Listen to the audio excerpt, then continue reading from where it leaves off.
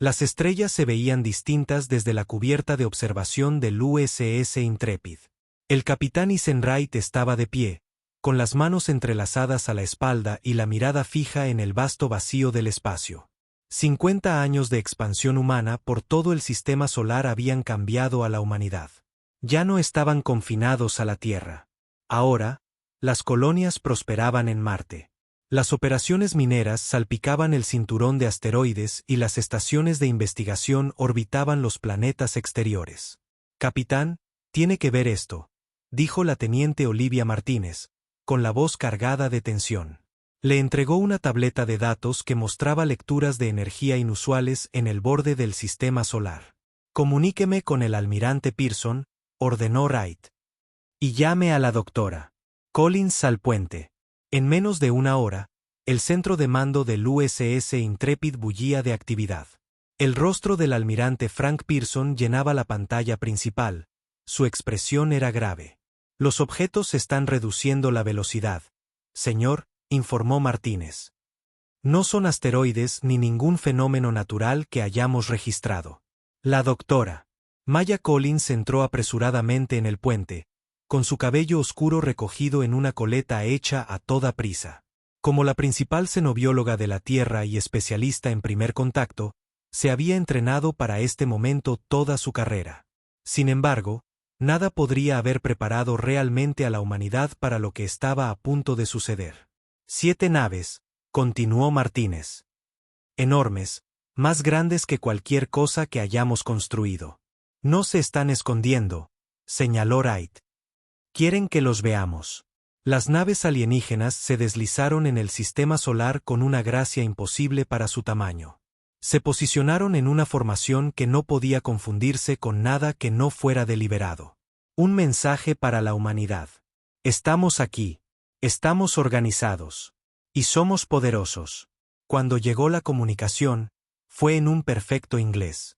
Pueblos de la Tierra y sus colonias, somos la hegemonía galáctica, una coalición pacífica de 7 especies avanzadas. Venimos con saludos y una oferta de amistad. El mensaje se reprodujo en todos los dispositivos de comunicación del sistema solar. La voz era agradable, casi musical. El almirante Pearson convocó una reunión de emergencia del Comando Unificado de Defensa Terrestre. Representantes de todas las colonias principales se unieron a través de canales seguros. «No confío en ellos», dijo sin rodeos el general William Foster. «Nadie viaja tan lejos solo para decir hola». La doctora Collins estudió las grabaciones visuales de los representantes alienígenas. «Su biología es fascinante», dijo. «Humanoides, pero claramente evolucionaron en condiciones diferentes. El que se hace llamar Saxbor muestra sutiles señales físicas que no coinciden con sus amables palabras». «¿Qué significa eso?», preguntó Pearson. «Está mintiendo», dijo Collins. «Simplemente. O, como mínimo, no está diciendo toda la verdad». El capitán Wright frunció el ceño. «¿Por qué una civilización avanzada necesitaría algo de nosotros?». La pregunta quedó flotando en el aire sin respuesta. La primera reunión tuvo lugar en terreno neutral, una plataforma orbital entre la Tierra y Marte. El capitán Wright estaba junto a la doctora Collins como parte del comité de bienvenida de la Tierra. La nave alienígena atracó con una precisión que hablaba de una tecnología avanzada. Saxbor emergió primero, alto y esbelto, con una piel azul pálido que parecía brillar bajo las luces. Sus 4 ojos parpadeaban en secuencia en lugar de al unísono.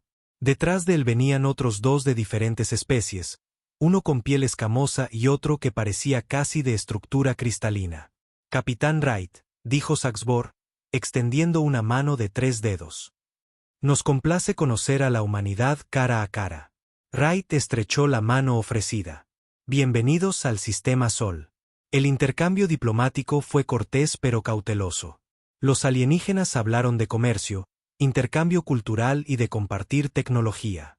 Mencionaron la larga historia de su hegemonía de incorporar a civilizaciones menos desarrolladas a su redil. Más tarde, en privado, la doctora Collins compartió sus observaciones con Wright y el almirante Pearson. «Están escaneándolo todo», dijo. Sus ojos se mueven de forma diferente a los nuestros, pero pude darme cuenta de que estaban evaluando nuestras armas, nuestra tecnología, incluso nuestras capacidades físicas. ¿Se dieron cuenta de cómo restaron importancia a nuestros motores de fusión?, añadió Wright. Como si les divirtieran los juguetes de unos niños. Durante las siguientes semanas, llegaron más naves de la hegemonía. Solicitaron permiso para visitar la Tierra y las colonias. Hablaban de amistad, pero posicionaban sus naves cerca de las principales instalaciones de defensa. El almirante Pearson se preocupaba cada vez más. «Están mapeando nuestras defensas», dijo al Comando Unificado de Defensa. «Voy a ordenar preparativos militares encubiertos.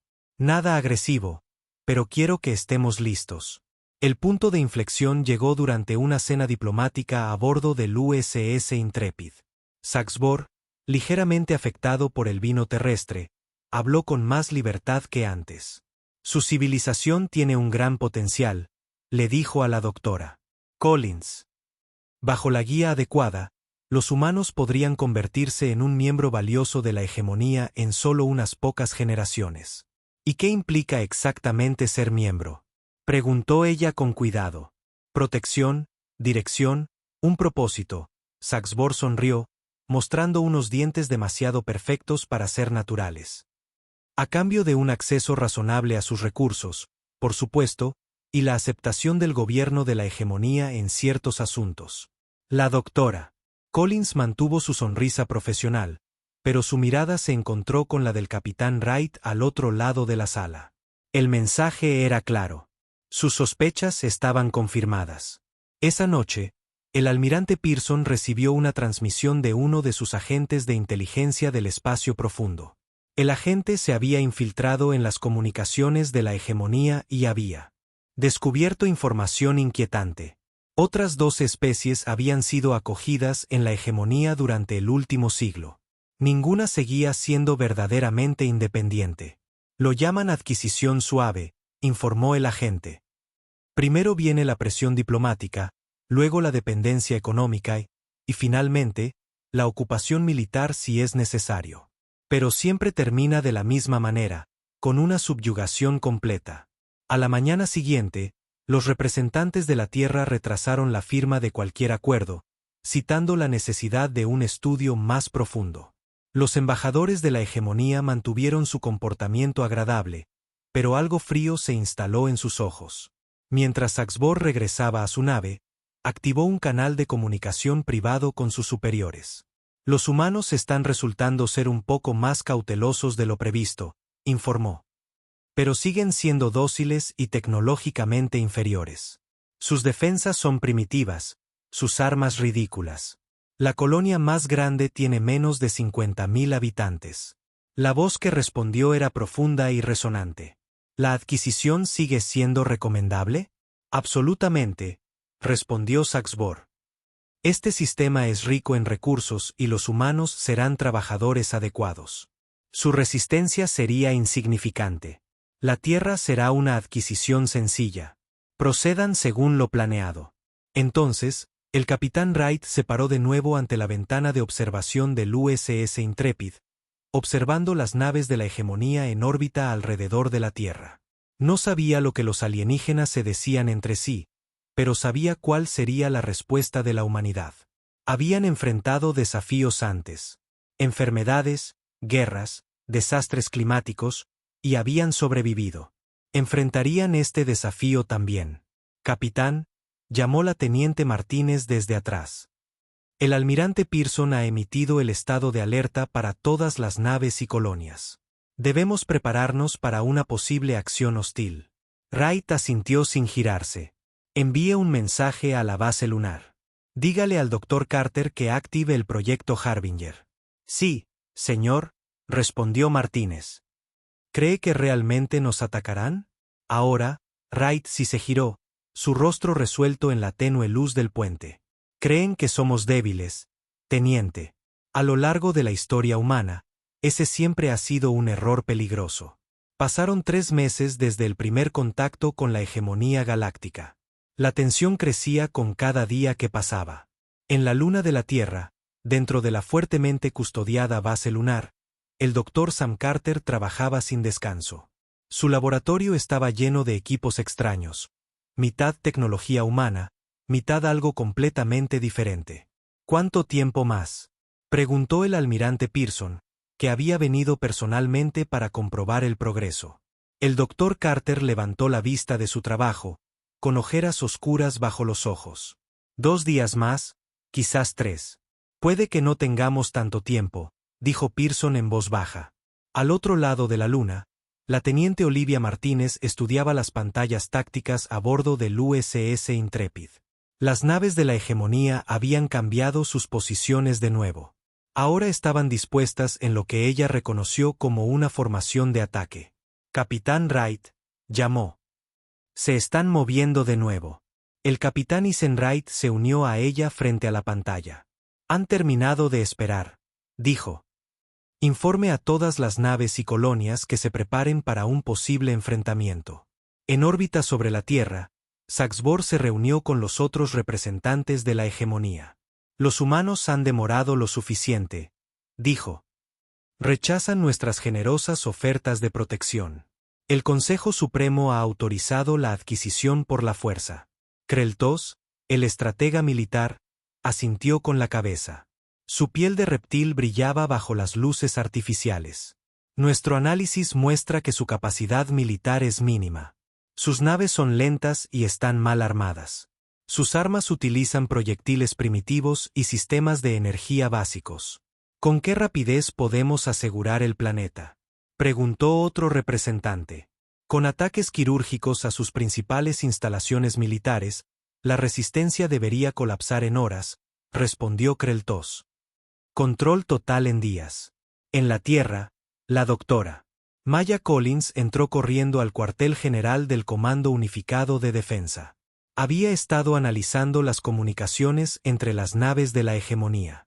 Van a atacar, anunció a la sala llena de líderes militares. Mañana, quizás antes. El general William Foster se puso de pie. Todas las medidas defensivas están en su lugar. Estamos tan listos como podemos estarlo. El almirante Pearson parecía sombrío. Esperemos que el proyecto del Dr. Carter funcione como está previsto. El ataque llegó al amanecer. Las naves de la hegemonía descendieron sobre las plataformas de defensa orbital de la Tierra con armas que parecían curvar la propia luz. La primera plataforma explotó en una bola de fuego visible desde la superficie del planeta. Todas las naves, ataquen según el plan, ordenó el capitán Wright desde el USS Intrepid. No se desvíen de los objetivos asignados. La flota humana se movió a sus posiciones, aparentemente superada por las naves alienígenas. Los comandantes de la hegemonía observaron con algo parecido a la lástima cómo se acercaban las naves humanas. «Qué predecibles», dijo Kreltos. «Forman una línea defensiva directa, como siempre hacen las especies en su primer conflicto interestelar». Entonces, algo inesperado sucedió. Cuando las armas de la hegemonía fijaron sus objetivos en las naves humanas, éstas se dividieron en una maniobra que parecía imposible para su tamaño. Lo que parecían naves únicas eran en realidad cúmulos de naves más pequeñas que se movían con una coordinación perfecta. «¿Qué es esto?», exigió Kreltos mientras su sistema de puntería luchaba por ajustarse. En la base lunar, el Dr. Carter activó el proyecto Harbinger. El dispositivo fue construido con tecnología recuperada décadas atrás de un sitio de accidente alienígena que se había mantenido en secreto para el público. Envió un pulso que barrió el sistema solar como una marea invisible. A bordo de las naves de la hegemonía, los sistemas parpadearon. Sus escudos avanzados se debilitaron por solo 30 segundos, pero fue suficiente. La teniente Martínez observó su pantalla táctica con una concentración feroz. Disrupción de escudos confirmada. Todas las naves. Fuego ahora. Las naves humanas dispararon armas que eran mucho más avanzadas de lo que la hegemonía había creído posible. Los proyectiles primitivos contenían núcleos de materiales exóticos que atravesaron los debilitados escudos alienígenas. 3 naves de la hegemonía sufrieron daños críticos en el primer intercambio. Las demás se retiraron, reagrupándose en estado de shock. Imposible, balbuceó Kreltos. Su tecnología no puede ser tan avanzada. El rostro de Saxbor se endureció. Los subestimamos, pero todavía tenemos superioridad numérica y de potencia de fuego. Lancen la segunda oleada. La batalla se extendió por la órbita de la Tierra. Las bajas humanas fueron cuantiosas, pero los alienígenas se encontraron en una lucha que no habían esperado. El comandante Alex Ramsay lideró un equipo de fuerzas especiales en naves demasiado pequeñas para ser rastreadas correctamente. Se deslizaron a través del caos de la batalla y se adhirieron al casco de una nave de la hegemonía. Abriendo brecha ahora, informó Ramsay mientras su equipo quemaba la coraza exterior de la nave alienígena. Los soldados humanos se abrieron paso hasta el puente. La tripulación de la hegemonía, poco acostumbrada al combate directo, cayó rápidamente. En 20 minutos, el equipo de Ramsay tenía el control de la nave. Nave asegurada, informó al capitán Wright. Estamos descargando sus sistemas ahora. Los comandantes de la hegemonía, al darse cuenta de lo que había sucedido, ordenaron una retirada inmediata.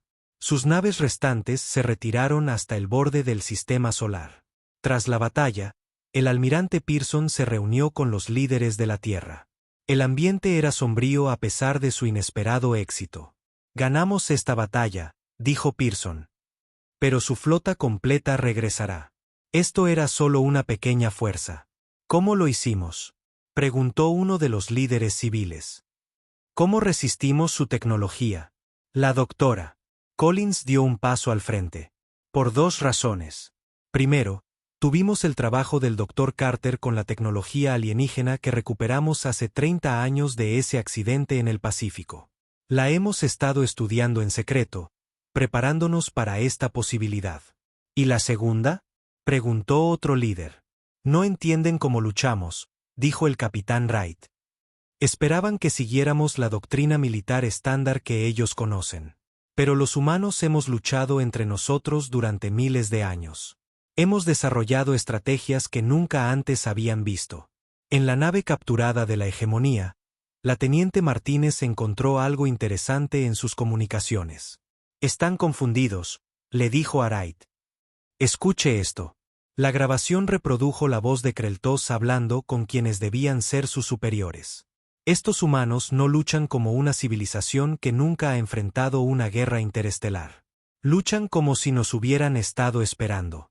En los días siguientes, el Dr. Carter y su equipo trabajaron continuamente para comprender la tecnología capturada de la hegemonía. Los equipos de fuerzas especiales se entrenaron para operar la nave alienígena. La Tierra se preparó para la batalla más grande que todos sabían que se avecinaba. Tenemos que estar listos, dijo el almirante Pearson a sus comandantes. La próxima vez no nos subestimarán. En la nave principal de la hegemonía, en el borde del sistema solar, Kreltos estudiaba las grabaciones de la batalla con creciente preocupación. Estos humanos no eran como otras especies que la hegemonía había conquistado. Se adaptaban rápidamente, luchaban con ferocidad y parecían entender la guerra a un nivel que debería haber sido imposible para su etapa de desarrollo. Necesitamos refuerzos, le dijo a Saxbor. No solo naves, sino a nuestros mejores guerreros. Saxbor asintió lentamente. El Consejo Supremo ya ha enviado la tercera flota.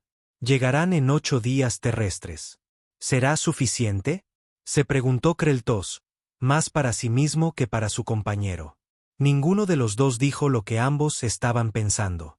Por primera vez en la larga historia de conquista de la hegemonía, había dudas. 8 días pasaron rápidamente. La Tierra usó cada minuto para prepararse. En ciudades de todo el planeta, los civiles se trasladaron a refugios subterráneos. En la Luna y Marte, las colonias entraron en confinamiento.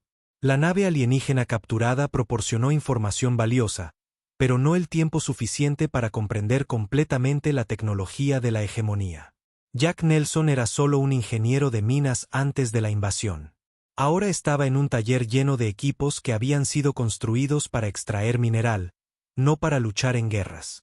Esto podría funcionar de verdad, murmuró mientras hacía los ajustes finales a lo que una vez fue una máquina perforadora. El dispositivo ahora albergaba piezas de 3 herramientas de minería diferentes, más componentes que no habían existido hasta que Jack los diseñó la semana pasada. Un oficial militar observaba desde la puerta. Necesitamos 50 más para mañana. Jack se secó el sudor de la frente. Los tendrán. En toda la Tierra, gente como Jack adaptó herramientas cotidianas para convertirlas en armas de guerra. Los barcos de pesca llevaban sensores. El equipo agrícola fue reconstruido para convertirse en cañones antiaéreos. No era así como la hegemonía esperaba que funcionara la guerra. En una instalación segura bajo Denver, la doctora Laura Wilson entrevistó a los pocos miembros de la tripulación de la hegemonía que habían sido capturados vivos. Como psicóloga, buscaba entender cómo pensaban. Su especie lucha de forma extraña, dijo Besmara, una capitana de la hegemonía capturada con una piel como cobre pulido. No siguen las formaciones de batalla adecuadas. ¿Cuáles serían las formaciones adecuadas?, preguntó la doctora Wilson. Enfrentamiento directo, confrontación honorable de fuerzas, respondió Besmara. No esto, dispersarse, esconderse y atacar desde las sombras. La doctora Wilson tomó notas. Los alienígenas no tenían concepto de la guerra de guerrillas. Esta era información valiosa. Cuando llegó la tercera flota, vino con una fuerza abrumadora. Más de 100 naves de la hegemonía llenaron los cielos de la Tierra. Su mensaje era simple: rendirse o ser destruidos.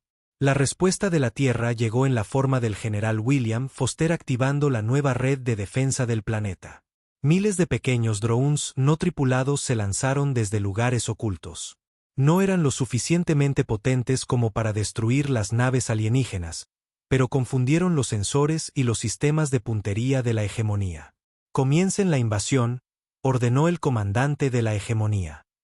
Aseguren sus principales ciudades y centros de gobierno. Las tropas alienígenas aterrizaron en Nueva York, Beijing, Londres, Moscú y otras 20 ciudades importantes. Esperaban encontrar a humanos en pánico rindiéndose en las calles. En su lugar, encontraron edificios vacíos y trampas mortales. En Nueva York, el comandante Alex Ramsay lideró un grupo de resistencia que atacaba las patrullas alienígenas y luego desaparecía en túneles subterráneos antes de que llegaran los refuerzos. No entienden la guerra urbana, dijo Ramsay a su equipo. Esperan que nos reunamos en grandes grupos y luchemos al aire libre. En el USS Intrepid, ahora oculto en el cinturón de asteroides, el capitán Wright recibía informes de la Tierra. El enemigo se está frustrando, dijo la teniente Martínez. No pueden mantener ningún territorio por mucho tiempo. ¿Y sus naves?, preguntó el almirante Pearson. Mantienen la órbita sobre las principales ciudades, respondió Martínez. Pero nuestras armas terrestres les impiden usar sus cañones principales. No pueden bombardearnos sin acercarse, y acercarse los pone en riesgo. En su laboratorio en la base lunar, el Dr. Carter hizo un gran avance. Es el sistema de propulsión de la nave capturada, explicó a un grupo de ingenieros. Podemos modificarlo para producir un campo de disrupción localizado. No destruirá sus naves, pero desactivará sus armas temporalmente. ¿Cuántos podemos construir?, preguntó uno de los ingenieros. ¿Con la capacidad de fabricación de la Tierra? Carter respondió. Docenas, al menos. La guerra se extendió por todo el sistema solar. Las fuerzas de la hegemonía atacaron las colonias de Marte y las operaciones mineras en el cinturón de asteroides. Pero dondequiera que iban, encontraban humanos que luchaban no como soldados, sino como supervivientes, con creatividad, desesperación y tácticas inesperadas. El equipo de minería modificado de Jack Nelson resultó ser devastadoramente efectivo contra las fuerzas terrestres de la hegemonía. Los dispositivos cavaban túneles bajo las posiciones alienígenas y detonaban, colapsando el suelo bajo sus pies. Luchan con herramientas de minería, informó un comandante de la hegemonía con incredulidad. Convierten juguetes de niños en artefactos explosivos. No tienen honor. La doctora Wilson continuó sus entrevistas con los alienígenas capturados. Su especie parece sorprendida por nuestra resistencia, le dijo a Besmara. La capitana alienígena había adelgazado durante su cautiverio. Su mundo debería haber caído en días. Así no es como funciona la conquista. ¿Cómo funciona normalmente?, Preguntó Wilson. Demostramos una fuerza superior. La especie inferior reconoce esta superioridad y se somete, explicó Besmara. Es lógico. Es eficiente. Los humanos no piensan de esa manera, le dijo Wilson. En nuestra historia, incluso fuerzas muy superadas en número han luchado hasta el último hombre. Los 4 ojos de Besmara parpadearon en secuencia. Eso no es racional. En órbita alrededor de la Tierra, llegó una nueva nave de mando de la hegemonía. El gran estratega Sultar había venido personalmente a supervisar la conquista que estaba tardando demasiado. Explíqueme este fracaso, le exigió a Kreltos. Los humanos no se comportan como predecían nuestros estudios, respondió Kreltos. Luchan sin una doctrina militar adecuada. Sacrifican posiciones estratégicas para tender trampas. Usan tecnología primitiva de formas que nunca consideramos. Son unos salvajes, dijo Sultar con desdén.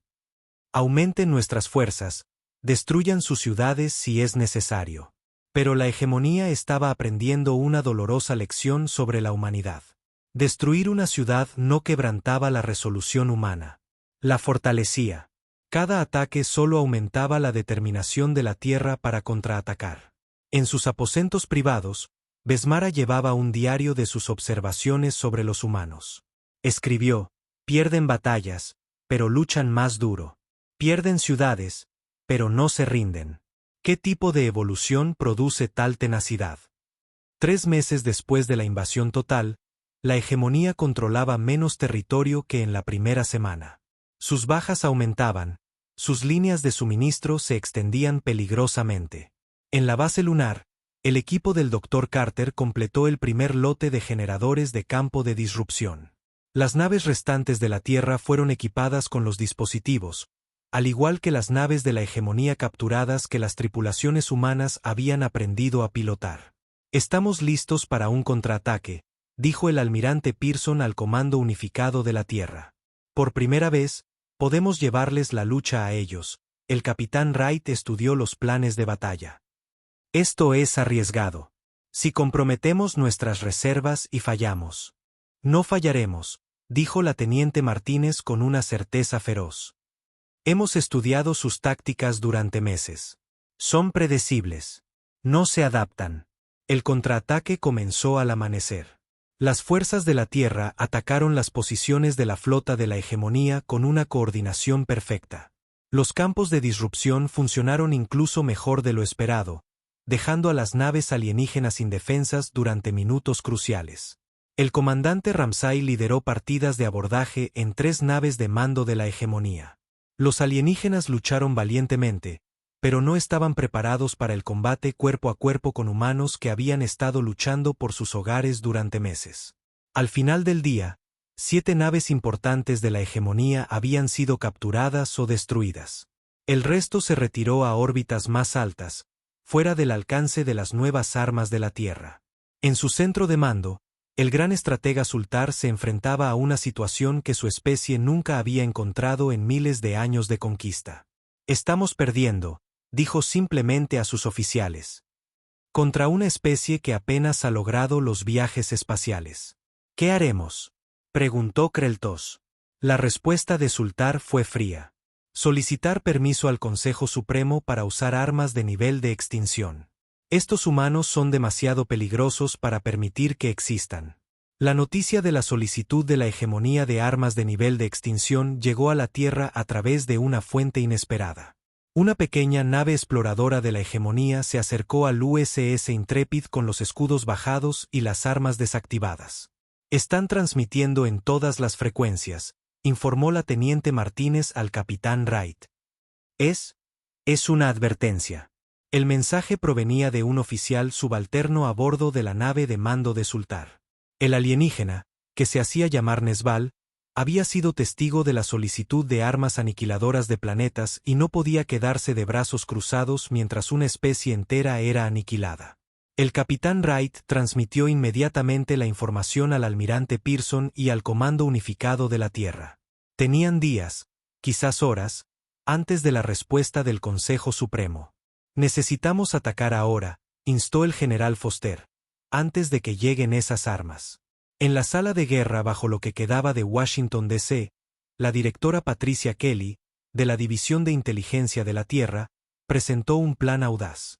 Hemos identificado el principal relé de comunicaciones de la hegemonía en este sector, dijo, señalando una ubicación en un mapa estelar. Si podemos capturarlo intacto, podemos interceptar sus órdenes y darles información falsa. El mayor Daniel Green, que se había distinguido en los recientes contraataques, se ofreció como voluntario para liderar la misión. Mi equipo puede hacerlo, dijo con confianza. Hemos estudiado los diseños de sus naves. Sabemos cómo movernos sin ser detectados. El ingeniero jefe Ryan Cooper había estado trabajando con el Dr. Carter para adaptar la tecnología de la hegemonía para uso humano. Hemos modificado 3 de sus naves más pequeñas, explicó. Sus sensores las leerán como naves de la hegemonía. La misión se lanzó en cuestión de horas. El mayor Green y su equipo, disfrazados con trajes ambientales de la hegemonía tomados de las naves capturadas, se acercaron a la estación de retransmisión en las naves robadas. Recuerden, dijo Green a sus soldados, bajas mínimas. Necesitamos sus sistemas intactos y necesitamos prisioneros que puedan decirnos cómo usarlos. La estación de retransmisión orbitaba una pequeña luna en el borde del sistema solar. Estaba ligeramente defendida, ya que la hegemonía nunca esperó que los humanos se aventuraran tan lejos de la Tierra. Cuando las naves de Green solicitaron un atraque de emergencia, alegando daños por armas humanas, la estación les concedió acceso inmediato. La batalla fue breve pero intensa. El equipo de Green aseguró el centro de control en 20 minutos, sufriendo solo 3 heridos. La tripulación de la hegemonía, sorprendida por el ataque, se rindió rápidamente. Comiencen la operación, ordenó Green. Una vez que la estación estuvo asegurada, los mejores expertos en informática de la Tierra, trabajando de forma remota a través de los sistemas capturados, comenzaron la compleja tarea de infiltrarse en la red de mando de la hegemonía. La directora Kelly supervisó personalmente la operación desde la Tierra. Planten órdenes contradictorias, instruyó. Hagan que parezca que sus propios comandantes están luchando entre ellos. De vuelta en la Tierra, el almirante Pearson reunió a los líderes militares para la siguiente fase de su plan. Mientras la hegemonía está confundida por órdenes contradictorias, lanzamos nuestra ofensiva principal. Cada nave que tenemos, cada arma que hemos desarrollado. El capitán Wright asintió sombríamente. Y las naves de la hegemonía capturadas, ellas liderarán el ataque, respondió Pearson. El enemigo no sabrá que se enfrenta a sus propias naves hasta que sea demasiado tarde. En su taller, Jack Nelson daba los toques finales a su última creación. Lo que una vez fue equipo de minería era ahora un dispositivo que podía perturbar el campo gravitacional de una nave de la hegemonía, haciendo que su propia masa la destrozara desde dentro. Es el último, le dijo a la tripulación de transporte que esperaba. Manéjenlo con cuidado. Un movimiento en falso y podría destruir media manzana. La doctora Laura Wilson continuó su trabajo con los prisioneros de la hegemonía. A través de meses de entrevistas, había desarrollado una comprensión detallada de su psicología. Su sociedad no tiene concepto de la derrota, le explicó al general Foster. Han sido la fuerza dominante durante tanto tiempo que la idea de perder es literalmente impensable para ellos. Podemos usar esto en su contra. Foster pareció interesado. ¿Cómo? Guerra psicológica, respondió Wilson. Transmitimos imágenes de sus naves destruidas, sus fuerzas derrotadas. Les mostramos perdiendo una y otra vez. Romperá su moral más rápido que cualquier arma. En órbita alrededor de la Tierra, Sultar recibió la respuesta del Consejo Supremo a su solicitud. Se concedió el permiso para las armas de extinción. Las armas llegarían con la cuarta flota en 2 días terrestres. Pero entonces comenzaron a llegar órdenes extrañas. Una orden le decía que retirara sus fuerzas al borde del sistema. Otra ordenaba un ataque total inmediato a la luna de la Tierra. Una tercera le exigía desviar naves a un sector completamente diferente. ¿Qué está pasando?, le exigió a su oficial de comunicaciones. Las órdenes llevan la autenticación correcta, respondió el oficial, confundido. Quizás hay un desacuerdo dentro del Consejo. Sultar se enfrentaba a un dilema. Ignorar las órdenes del Consejo Supremo era impensable. Pero, ¿qué órdenes debía seguir? Mientras la estructura de mando de la hegemonía caía en la confusión, la Tierra lanzó su ofensiva. Cada nave que la humanidad pudo reunir, liderada por las naves alienígenas capturadas, atacó a la dispersa flota de la hegemonía. El mayor Green, todavía en la estación de retransmisión, dirigió falsas órdenes de retirada a grupos de batalla clave de la hegemonía. Los humanos tienen armas desconocidas, transmitió en su frecuencia de mando. Retírense a posiciones secundarias. La batalla se desarrolló por todo el sistema solar. Las naves de la Tierra, aunque menos numerosas, atacaron con precisión y coordinación. Los campos de disrupción desarrollados por el Dr. Carter desactivaron las armas de la hegemonía en momentos cruciales. Los disruptores de gravedad de Jack Nelson hicieron que 3 enormes portaaviones de la hegemonía implosionaran. En la nave de mando principal de la hegemonía, Sultar observaba con creciente horror cómo su flota era desmantelada sistemáticamente. «Esto no puede estar sucediendo», le dijo a Kreltos. «Son primitivos. Son inferiores». «Evidentemente no», respondió Kreltos, mientras observaba cómo otra de sus naves era capturada por las fuerzas humanas. En cuestión de horas, la marea había cambiado decisivamente. La mitad de la flota de la hegemonía fue destruida o capturada. El resto se retiró más allá de Marte, tratando de reagruparse y entender lo que había sucedido. Usando la estación de retransmisión capturada, el mayor Green interceptó las comunicaciones entre Sultar y el Consejo Supremo. La noticia sorprendió incluso al curtido soldado. «Comando terrestre», informó Green con urgencia. «La hegemonía está informando de rebeliones en otros 3 sistemas conquistados. Especies que han controlado durante generaciones se están levantando después de escuchar sobre nuestra resistencia». El almirante Pearson compartió esta noticia con los líderes de la Tierra. «Esta es nuestra oportunidad», dijo, «no solo para defender nuestro sistema, sino para liberar a otros que han sufrido bajo el gobierno de la hegemonía». El capitán Wright estudió los mapas estelares que mostraban el territorio de la hegemonía. «Si podemos capturar más de sus naves, aprender a usar su tecnología MVL, más veloz que la luz, podemos llevar la lucha más allá de nuestro sistema solar», finalizó Pearson. «Por primera vez en la historia, la humanidad se aventurará a otras estrellas». El ingeniero jefe Cooper, que había dominado más tecnología de la hegemonía que nadie, tomó la palabra. «Casi hemos completado la ingeniería inversa de su motor de viaje superlumínico. Con las nuevas naves que hemos capturado, podríamos construir una flota capaz de llegar a las estrellas cercanas en meses». Los líderes de la Tierra tomaron su decisión. La humanidad no se limitaría a defenderse. Se convertiría en la liberadora de otros mundos oprimidos.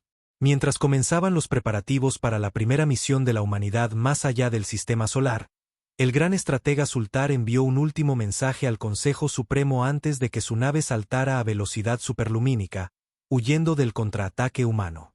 «No solo despertamos a un gigante dormido», advirtió. «Despertamos a un depredador durmiente, y ahora ha captado nuestro rastro». Pasaron 6 meses desde la primera victoria de la humanidad contra la hegemonía. La Tierra había cambiado.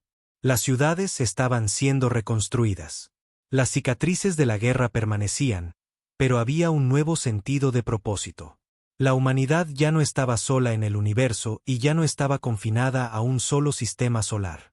En lo que una vez fue un estadio deportivo en Ginebra, la embajadora Nicole Harper se dirigió a representantes de una docena de especies alienígenas. Algunos aparecieron en persona, otros como proyecciones holográficas desde mundos distantes. «No pedimos esta guerra», les dijo. «Pero juntos, podemos poner fin al dominio de la hegemonía y construir algo mejor». Los alienígenas, antiguos esclavos y súbditos de la hegemonía, escucharon atentamente.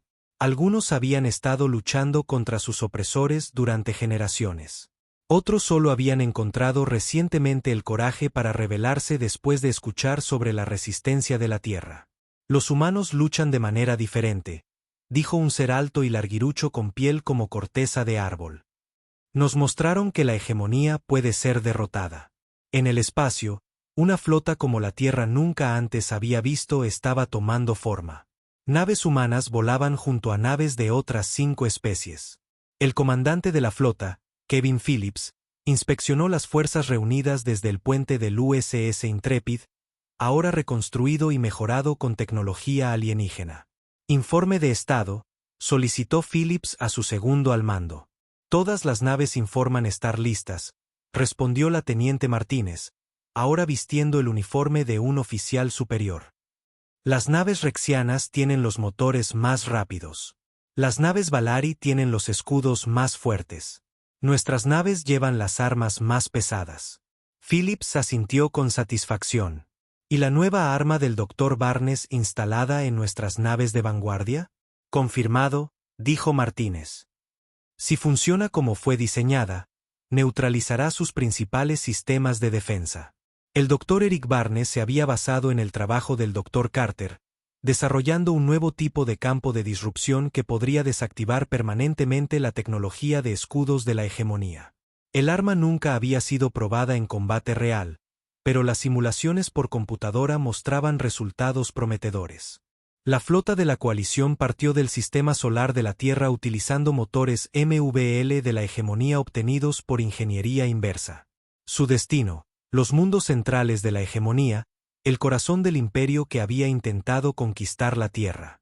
Mientras las naves aceleraban más allá de la velocidad de la luz, el capitán Wright, que ahora servía como asesor de Phillips, reflexionó sobre lo lejos que había llegado la humanidad.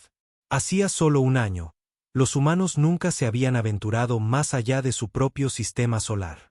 Ahora lideraban una alianza multiespecie hacia las estrellas. ¿Crees que podemos ganar?, le preguntó Wright a Phillips en voz baja. Creo que tenemos que hacerlo, respondió Phillips. Si no los detenemos en sus mundos centrales, reconstruirán sus flotas y regresarán, no solo a la Tierra, sino a cada mundo que se unió a nosotros. El viaje duró 3 semanas a la máxima velocidad superlumínica. Cuando la flota de la coalición llegó al borde del sistema natal de la hegemonía, encontraron lo que esperaban: defensas masivas, cientos de naves de guerra y plataformas orbitales repletas de armas. Nos están llamando, informó Martínez. En la pantalla principal apareció el rostro del Señor Supremo Sambos, gobernante de las 7 especies de la hegemonía y de cientos de mundos conquistados. Su piel era de un púrpura profundo con patrones intrincados que pulsaban con luz. Esto es inesperado, dijo Sambos con calma. Humanos liderando una flota de nuestros antiguos súbditos. Han viajado muy lejos para morir. Hemos venido a poner fin a su imperio de conquista, respondió Phillips. Rindan su control sobre los mundos subyugados y no tendrá que haber más derramamiento de sangre. Sambos se rió, un sonido como de cristal rompiéndose. Ustedes, las especies primitivas, siempre malinterpretan. La hegemonía trae orden al caos, protección a los débiles, un propósito a los desorientados. A costa de la libertad, dijo la embajadora Harper, entrando en el campo de visión. Ofrecemos un camino diferente. Cooperación sin subyugación. Suficiente charla. Sambos los despidió con un gesto de su mano de 6 dedos. Su coalición es impresionante, pero inútil. La hegemonía ha gobernado durante 10.000 años. Gobernaremos por 10.000 más. La transmisión terminó. Momentos después, la flota de la hegemonía comenzó a moverse. Todas las naves, formación de batalla, ordenó Phillips. Recuerden el plan. Concentren el fuego en sus naves de mando. La batalla que siguió fue la más grande en la historia galáctica conocida. La hegemonía tenía la ventaja numérica y posiciones establecidas. La coalición tenía la sorpresa y la desesperación. El arma del Dr. Barnes se desplegó en la primera oleada de ataque. Funcionó incluso mejor de lo previsto. Las ondas disruptivas barrieron las principales plataformas de defensa de la hegemonía, dejándolas vulnerables a las armas convencionales. Primera línea de defensas rota, informó Martínez. Sus naves se están reagrupando. Los comandantes de la hegemonía nunca se habían enfrentado a una amenaza seria en sus mundos natales. Sus tácticas eran de manual, predecibles, exactamente con lo que Phillips había contado. Las fuerzas de la coalición ejecutaron complejas maniobras derivadas de antiguos textos militares de la Tierra. El arte de la guerra de Sun Tzu, de la guerra de Clausewitz, estrategias de batalla que la hegemonía, con su larga historia de conquistas fáciles, nunca había necesitado desarrollar. Están retrocediendo a su línea de defensa interior, señaló Martínez después de varias horas de lucha. Hemos destruido el 30% de su flota. ¿Y nuestras pérdidas?, preguntó Wright. 22%, respondió ella sombríamente. Todavía dentro de los parámetros aceptables, pero no podemos mantener esta tasa de intercambio por mucho tiempo. La batalla se extendió a su segundo día. Ambos bandos sufrieron grandes pérdidas. 3 especies de la coalición perdieron sus naves insignia. Un superportaaviones de la hegemonía fue reducido a escombros a la deriva. En medio del caos, un pequeño equipo de asalto liderado por el comandante Ramsay abordó la estación de mando central de la hegemonía. Lucharon para llegar al centro principal de comunicaciones, donde cargaron un virus desarrollado por los mejores programadores de la Tierra y mejorado por aliados alienígenas. El virus se propagó a través de la red de la hegemonía, mostrando evidencia de las atrocidades cometidas contra los mundos subyugados durante miles de años. La verdad, oculta durante mucho tiempo a los ciudadanos comunes de los mundos natales de la hegemonía, de repente fue imposible de ignorar. En el tercer día de batalla, sucedió algo inesperado. Un grupo de naves de la hegemonía rompió la formación, no para atacar, sino para retirarse. Luego otro grupo, y otro. ¿Qué está pasando?, preguntó Phillips con incredulidad.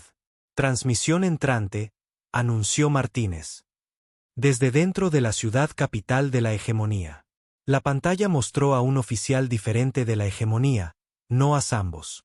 Soy el señor secundario Kasnar, dijo el alienígena. Solicitamos un alto el fuego.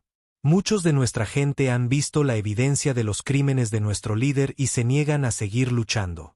La embajadora Harper dio un paso al frente. ¿Y el señor Supremo Sambos?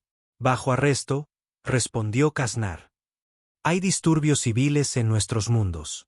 Se acordó el alto el fuego.